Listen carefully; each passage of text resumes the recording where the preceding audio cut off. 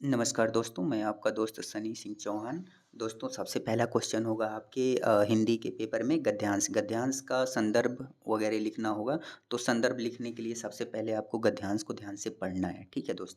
बार-बार ध्यान से पढ़िएगा, उसके बाद यदि पढ़ने के बाद आपको लेखक का परिचय याद आ रहा हो, तो ठीक है, नहीं याद आ रहा हो तब भी कोई दिक्कत नहीं है, तब भी मैं बताऊँगा कैसे लिखना है, ठीक है? यदि लेखक का परिचय याद आ रहा हो, तो आप याद रखिए, ठीक है? उसके बाद ग्रंथ का स्रोत कहाँ से लिया गया है, यदि गद्यांश पता चल रहा है कि कहाँ से लिया गया है, उसको भी याद रखिएगा। नहीं भी याद आ रहा है तब भी मैं बताऊँगा कैसे लिखना है, आपको नंबर तो मिलेगा दोस्त, मैं बताता हूँ कैसे।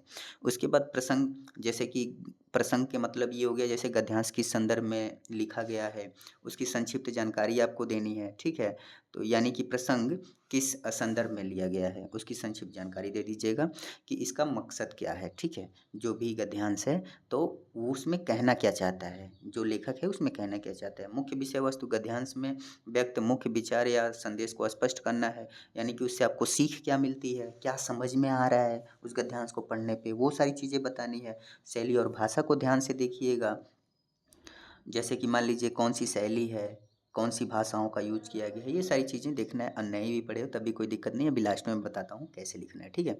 अब उसके बाद व्याख्या करना है, तो अपने शब्दों में लिखना है, ठीक है दोस्तों? व्याख्या की जब भी बात आए ना, तो अपने शब्दों में लिखना है। जैसे कि मान लीजिए व्याख्या करना है, तो आप बार-बार उस गद्यांश को पढ़ना और अपने सरल भाषा में लिखना कि लेखक कहना क्या चाहता है, ठीक है? उसकी वही हो जाएगी आपकी जो है व्याख्या हो जाएगी, ठीक है? तो उदाहरण मैं आपको बता देता हूँ। उदाहरण जैसे कि मान लीजिए यदि गद्यांश से प्रेमचंद की कहानी से लिया गया है, आपको याद आ गया, तो संदर्भ में इस प्रकार लिखा जा सकता है कि प्रस्तुत गद्यांश, ठीक है?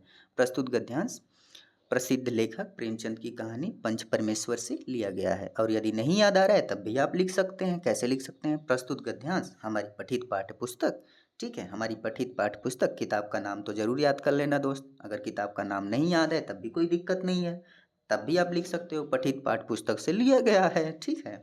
और इसमें जो है कि इस कहानी से यह संदेश मिलता है कि जो उस कहानी को पढ़ने के बाद, उस गद्यांश को पढ़ने के बाद जो समझ में ना, वो लिख देना आप, ठीक है? अपने भाषा में बना के लिखना, ये संदर्भ हो जाएगा। दोस्त 3 चीज़ें कभी मत भूलना, संदर्भ, प्रसंग और व्याख्या, तीनों हेडिंग अलग-अलग डालना, नोट कर लो। संदर्भ अलग, फिर से हेडिंग प्रसंग, फिर से हेडिंग व्याख्या, आपको 6 नंबर कन्फर्म करवा दूँगा दोस्त, ठीक है?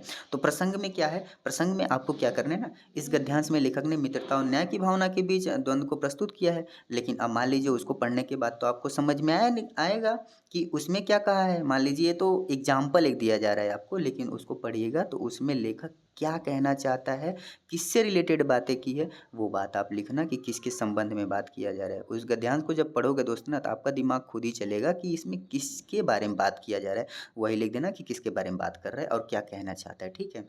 अब जैसे कि मान लीजिए उसका व्याख्या करना है, तो जो बतिया आपको समझ में आ रही है ना कि यही बात कहना चाहता है, ऐसे-ऐसे बोल रहा है, ये हो सकता है, वो मतलब जो भी हो ए टू ज़ेड सब अपने भाषा में बना के बढ़िया से लिखना दोस्त, एकदम अच्छे से लिखना, साफ-सुथरा लिखना, ठीक है? नंबर आपको कन्फर्म में मिलेगा, ठीक है दोस्तों?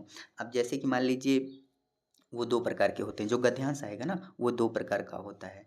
अब पहला जैसे कि मान लीजिए वो पुस्तक से लिया गया रहेगा, तो हमारी पठित पाठ्य पुस्तक मैंने आपको बताया, तो वो लिख सकते हैं जैसे कि यह किसी प्रसिद्ध लेखक की कृति पाठ्य पुस्तक से हो सकती है।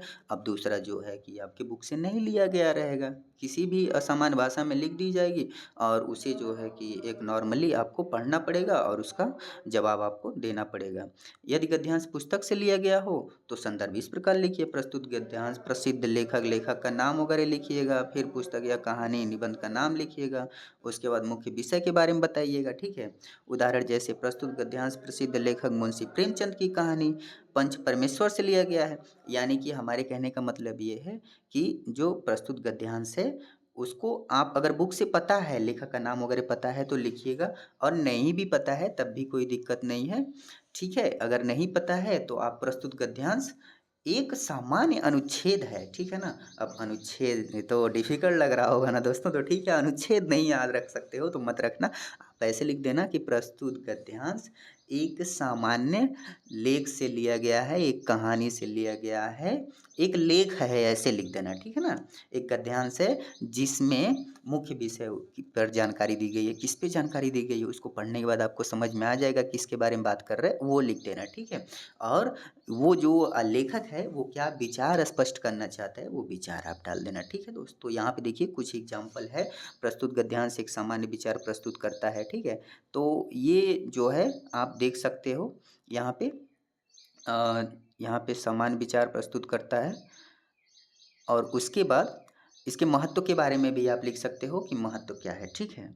तो राह पे चलना यहाँ पे देख देख लीजिए, आप लोग पढ़ सकते हो। प्रस्तुत गद्यांश एक सामान्य विचार प्रस्तुत करता है जिसमें ईमानदारी के महत्व को समझाया गया है। इसमें बताया गया है कि सत्य की राह पर चलने से व्यक्ति को अंततः सफलता मिलती है, ठीक है? तो उसमें अब क्या है, कैसे है, कौन सी कहानी है, वो तो आपके पेपर में आएगा, तो उसको पढ़िएगा, उसको अपने मन से बना के अच्छे से लिखना।